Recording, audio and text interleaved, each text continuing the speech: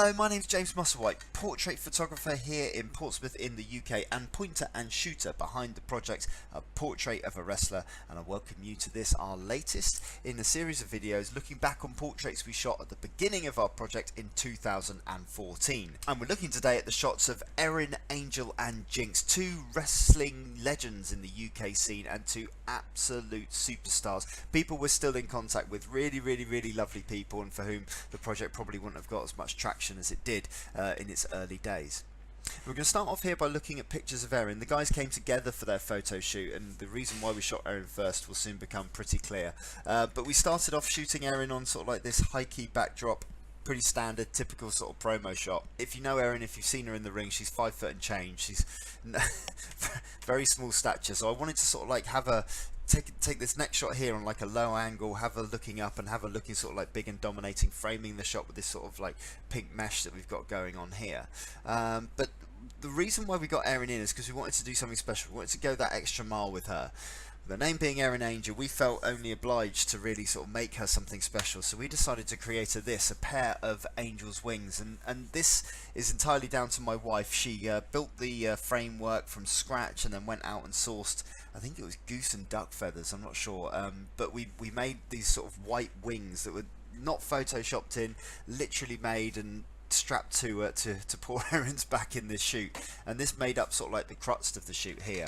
Colour shot, looking straight into camera, symmetry with the hands matching the symmetry in the wings, and then just sort of like this blur effect on top to give it sort of like an element of motion there, I guess. Low angle again, just trying to make Erin look dominating here.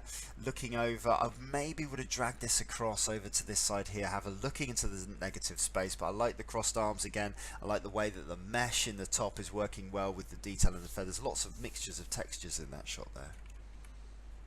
And then we go super close, slightly longer lens here, and we've tried to just have this little side light just sort of coming across, giving us a little bit of depth to the face, lots of depth to the tones here, a little bit of a filter over the top to give it sort of like a sketch, almost like a tin type finish there.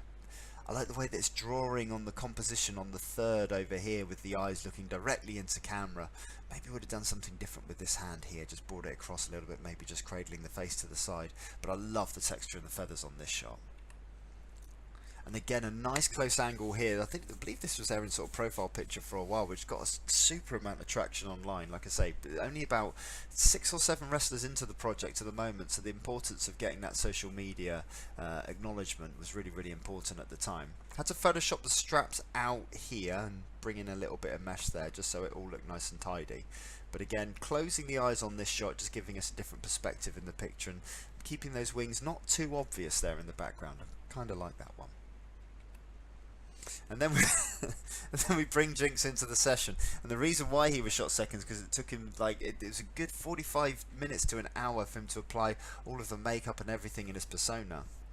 Jynx behind the mask is a super chatty, friendly guy, but I've got to say, when he came up into the studio after he'd put on his suit with the little bells dangling from the sleeves and the makeup, and the fact that a character's a mute as well, so he doesn't talk, we didn't get a lot of words out of him actually legitimately during the shoot.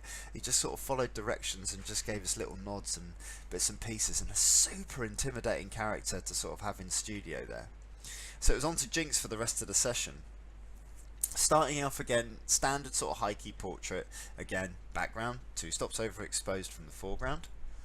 And then we start to bring in the dry ice with the dark tones within his jester outfit and within the mask, the face paint.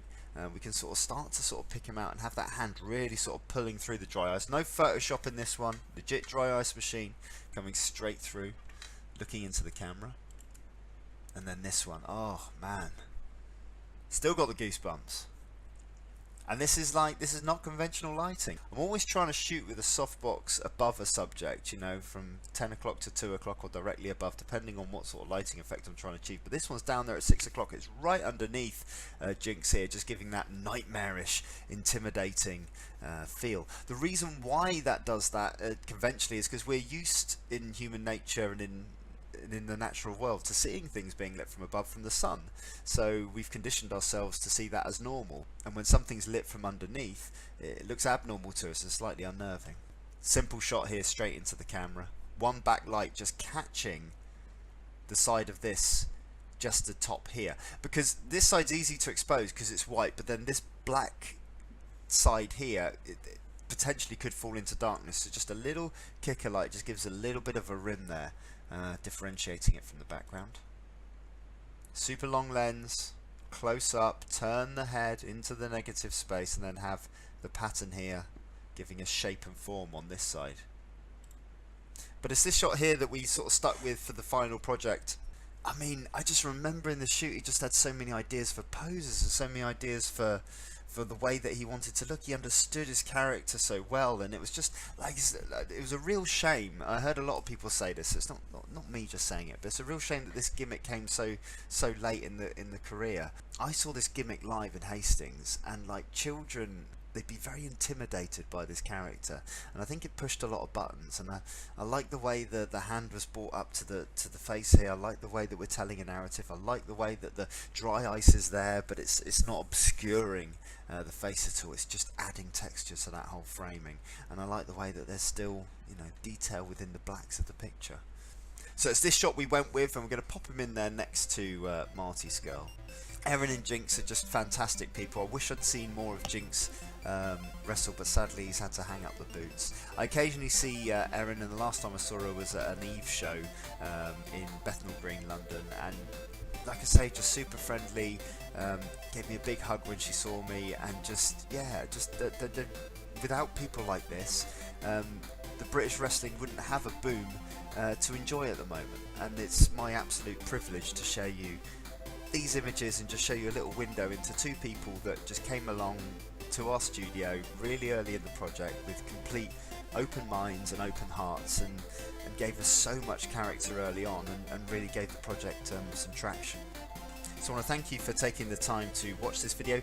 Next week we're going to be discussing another duo in the world of British wrestling, another boy-girl combination, and this time we're going to be discussing the Extreme Scarlet and Dominator from down there in the southeast of England. And I'm going to be discussing the shoot that made my son so scared he wouldn't come into the photo studio for another 2 years. That is a true story.